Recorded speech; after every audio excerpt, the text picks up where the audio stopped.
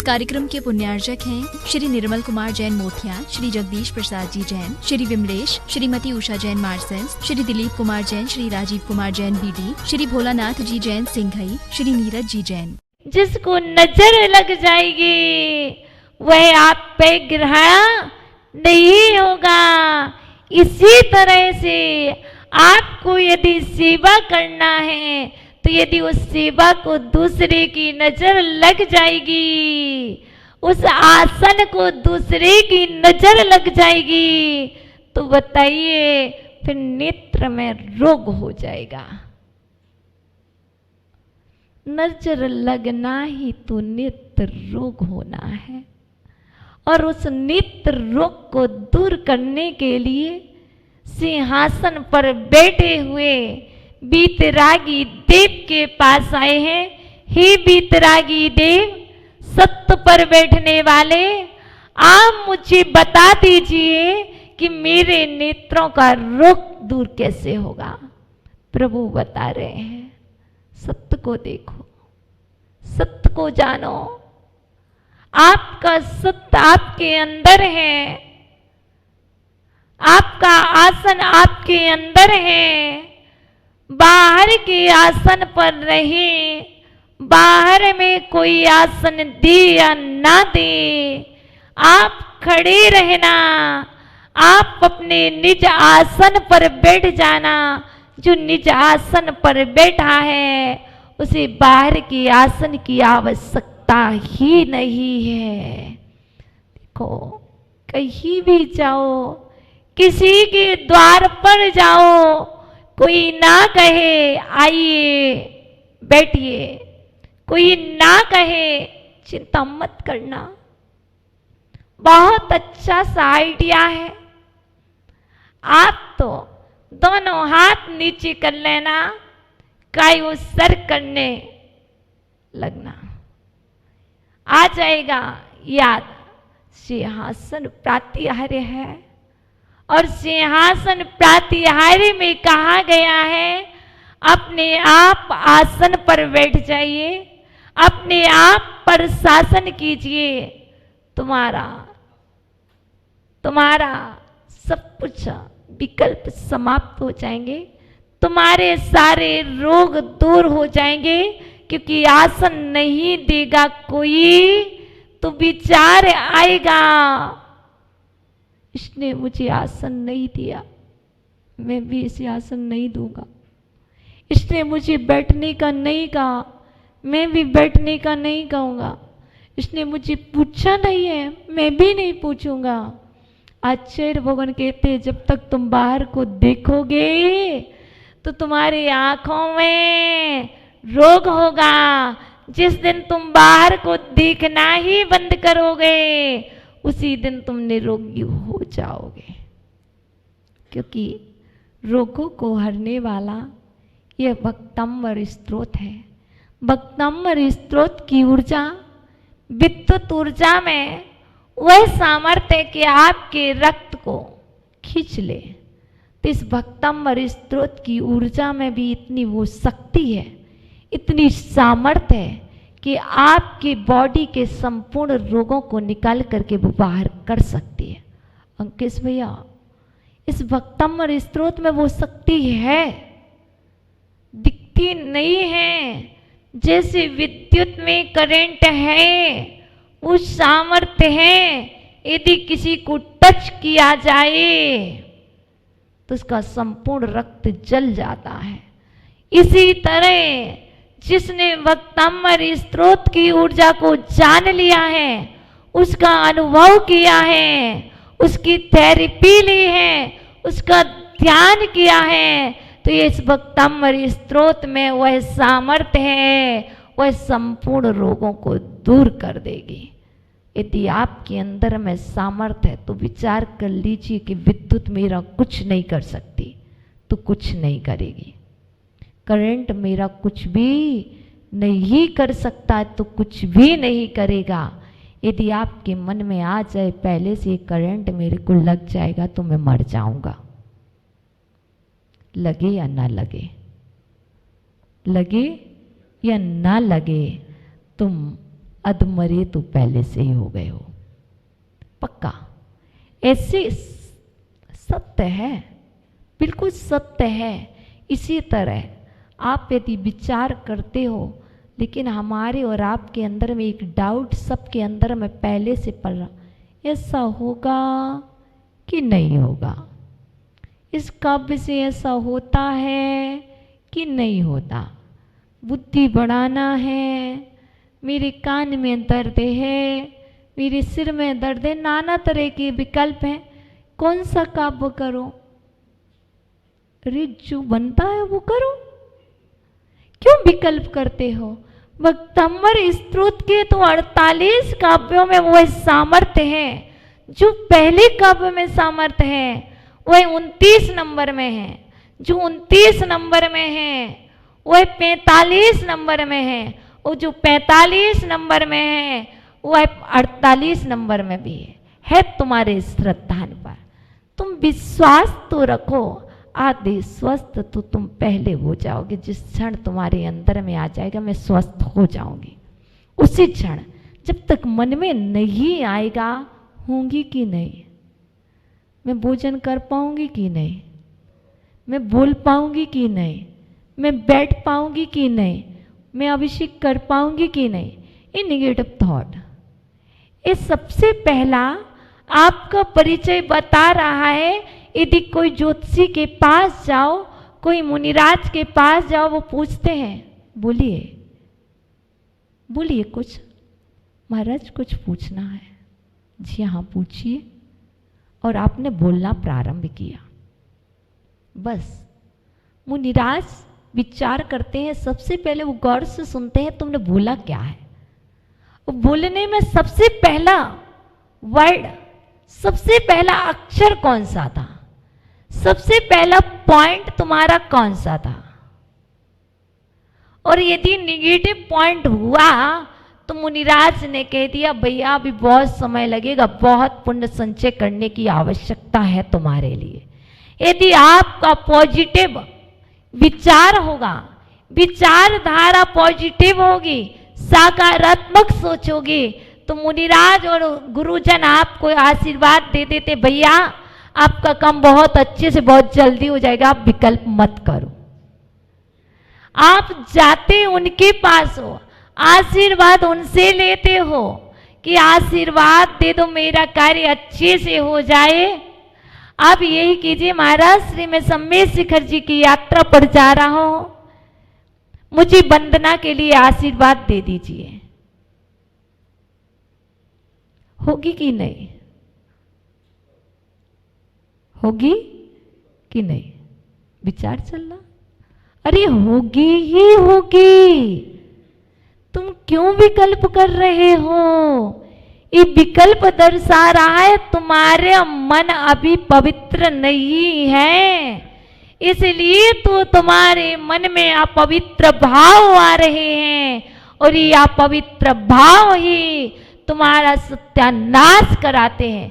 तुम्हारा अहित कराने वाला कोई दूसरा बाद में होता है, सबसे पहला अहित तो आप स्वयं करते हो। हम मात्र दूसरों को कहते हैं उसने ऐसा कर दिया, बिल्कुल गलत है, 100% गलत है। दूसरे ने मेरा अहित नहीं किया है, मैंने 50% अहित तो मैंने स्वयं किया है, और 50% मेरा पूर्व का कर्म था। 50% प्रेजेंट में वर्तमान में हम अहित करते हैं, और 50% हमारा कर्म होता है। देखिए आपका कर्म है आप बीमार हो, आपका कर्म है आप बीमार हो। बीमारी से मुक्त होने के लिए आप अनुष्ठान कर रहे हो, कर्म है अनुष्ठान कर रहे, लेकिन कर्म का उदय आया तो अनुष्ठान बंद है। कर्म है, बीमार हो, अनुष्ठान बंद है, आप रो रहे हो, अरे यार इस बीमारी के कारण हम अनुष्ठान नहीं कर पा रहे, और ज्यादा रोना शुरू कर दिया, नया कर्म बांधा। इसलिए ये सब कुछ चलता रहेगा, लेकिन इस चलने के साथ साथ कर्म के उदय में रोना नहीं है। कर्म के उदय में हंसना सीखो, मुस्कराना सीखो। वह कर्म आराम से चले जाएगा और जब आराम से जाएगा तो तुम अपने आप पर आसन और शासन कर पाओगे। दूसरों पर शासन नहीं करो, अपने आप पर शासन करो, अपने आप को बस में करो, अपने कर्मों पर शासन करो। सत्ता पर शासन मत करो, प्रॉपर्टी पर शासन मत जमाओ, अधिकार मत जमाओ। अधिकार जमाना अत्याचार है और अत्याचार क्या है? सत्ता पर अधिकार जमाना अत्याचार है और सत्ता से मुक्त होना व्रत है। और जो व्रत है उस व्रत पे स्थिर होने के लिए तुम्हें मुक्त होना होगा। आज हम सिंहासन प्रातिहार्य को देख रहे थे, पूरा नहीं हुआ, पूरा नहीं हुआ। इसके विषय में चर्चा कल पुनः करेंगे और इस को हम और अच्छे से जानेंगे। आज मात्र इतना ही समझ लें कि यह सिंहासन प्रातिहार नेत्र रोग को दूर करता है और इस सिंहासन प्रातिहार का चिंतन करने से हम एक ना एक दिन सिद्ध होते हैं और स्वयं के आसन पर स्थिर होते हैं। इसलिए हमने सिंहासन प्रातिहार को देखा। कल मंत्र जानेंगे, कल स्टोरी जानेंगे और इसकी विशेष विशेष बातें जानेंगे, जिससे हम समझ पाएंगे कि हमें क्या करना है। अभी कल तक के लिए सिर्फ सौभाग्य मानना।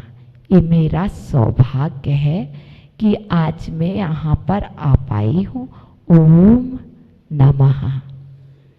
परम पूजनीय आचार्य भगवान श्री मानतंग स्वामी जी महामुनि राज की, परम पूजनीय आचार्य भगवान श्री कुंद कुंद स्वामी जी महामुनि राज की, प्रातः स्मरणीय सारस्वत कविनय चक्रवर्ती मम शिक्षा दीक्षा दाता मम आराध्य देवाचार्य भगवान श्री विभो सागर जी गुरुदेव की।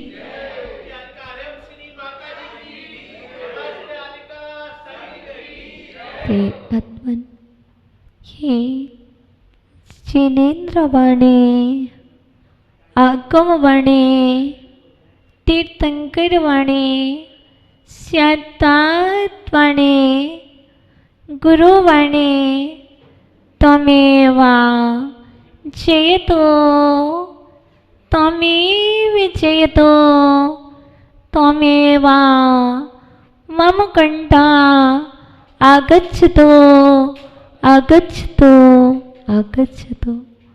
प्रिय आत्मन, चित्त स्वरूप को प्राप्त कराने वाला चैतन्य चमत्कारी भक्तामृत स्तोत्र में अब गायन करते हुए आज हम सभी 30 नंबर के काव्य में प्रवेश पा रहे हैं। आचार्य भगवान मान्यतुंग स्वामी कहते हैं, शत्रु को स्तंभित करना है तो भक्तामृत स्तोत्र का सहारा लेना होगा। यदि शत्रु को अपने स्थान पर रोकना है तो तुम्हें भक्तामृत स्तोत्र का पाठ करना होगा। शस्त्र को हाथ में लोगे तो शत्रु आपकी ओर बढ़ेगा। यदि भक्तामृत शास्त्र को, भक्तामृत स्तोत्र को हाथ में लोगे तो शत्रु अपने स्थान पर स्तंभित हो जाएगा, रुक जाएगा। लोगों ने सोच रखा है शत्रु से बदला लेना है तो हमें हाथ में शस्त्र रखना होगा। आचार्य भगवान कहते हैं शस्त्र को नहीं, यंत्र को हाथ में रखो और शस्त्र को नहीं, हृदय में भक्तांबर को स्थापित करो। शत्रु नियम से दूर हो जाएगा। लेकिन शत्रु तभी दूर होगा जब तुम्हारे अंदर में श्रद्धा न होगा, जब तुम्हारी हृदय वीधि पर भक्तंबरी स्त्रोत अंकित होगा, तुम्हारी वचन में भक्तंबरी स्त्रोत होगा, तुम्हारी मस्तिष्क में भक्तंबरी स्त्रोत होगा, और तुम्हारे हाथों में यदि शस्त्र नहीं होंगे, शस्त्र की जगह भक्तंबरी स्त्रोत होगा, उसी क्षण शत्रु वहीं पर स्तंभित हो जाएगा। मैंने देखा है, मैंने सुना है, यदि हाथ में शस्त्र ले लेते हैं तो लोगों को डर लगता है, लोगों को भय लगता है कुछ कर ना दे। लेकिन जब भक्तंबरी स्त्रोत हाथ में हो और वचनों में भक्तंबरी स्त्रोत हो, तब भी लोगों को डर लगेगा। जरूर ये कुछ पढ़ रहा है, जरूर ये कुछ कर रहा है। ऑटोमेटिक भक्तंबरी स्त्रोत की वह शक्ति उसको वहीं पर स्तंभित कर देती है। वर्तमान में भी ऐसा होता है, भविष्य में ऐसा होगा, भूत में ऐसा हुआ था, और वर्तमान में भी बहुत सारे लोग भक्तंबरी स्त्रोत की आराधना करके अपने शत्रु को एक जगह स्तंभित कर रहे हैं। इसलिए आइए हम और आप अपने शत्रुओं को अपने स्थान पर रोक दें। हम अपने शत्रुओं को अपने पास आमंत्रण ना दें, शत्रुओं को मित्र बनाएं, शत्रुओं को मित्र बनाएं। वह शत्रु मित्र हो जाएगा कैसे? जब आपके अंदर में चलेगा कुंदावताते चली चा मैरी चारु शोभम विप्राजते तव वपु कलधौते कांतम उत्यच्छ सांख्य शुचि निर्झैर्वारिधारा मुच्चैस्तटं सूर्यगिरे रिवेशातिकौम्भम। मन में विचार आता है, माता जी यह तो चंवर को डुराने वाला काव्य है, यह शत्रु को स्तंभित करने वाला नहीं है। नहीं, जिस काव्य को पढ़कर के चंवर ढुराए जाते हैं, उस काव्य को पढ़ने से शत्रु स्तंभित हो जाते हैं। इस कार्यक्रम के पुण्यार्चक थे श्री निर्मल कुमार जैन मोथिया, श्री जगदीश प्रसाद जी जैन, श्री विमलेश, श्रीमती उषा जैन मार्सेंस, श्री दिलीप कुमार जैन, श्री राजीव कुमार जैन बीडी, श्री भोलानाथ जी जैन सिंघई, श्री नीरज जी जैन।